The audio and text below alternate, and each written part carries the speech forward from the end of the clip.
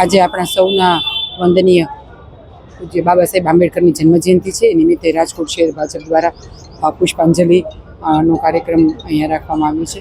આપ જાણો છો એ રીતે બાબા સાહેબ દ્વારા જે બંધારણ રચવામાં આવ્યું, વિશ્વનું સર્વશ્રેષ્ઠ બંધારણ, સર્વ સમાજને સાથે રાખેલી, સર્વ સમાજના ઉન્નતિ માટેનું આટલા વર્ષોથી બાબા સાહેબના બંધારણને અનુસરીને આપણો દેશ ખૂબ સરસ રીતે લોકશાહીમાં આગળ વધી રહ્યો છે.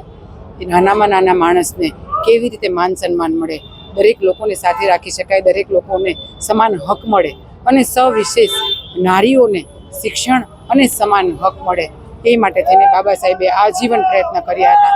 આજના દિવસે બાબા સાહેબ આંબેડકરની જન્મજયંતિ નિમિત્તે અમે સૌ એમને સાક્ષાત વંદન કરીએ છીએ, પ્રણામ કરીએ છીએ અને એમના માર્ગદર્શન નીચે એમણે જ આપેલી જે વાતો કહી છે એને અનુસરીને વધુને વધુ શ્રેષ્ઠ ભારત, બાબા સાહેબની કલ્પના પ્રમાણેનું ભારત બનાવી શકીએ, એ જ સબને પ્રાર્થના છે.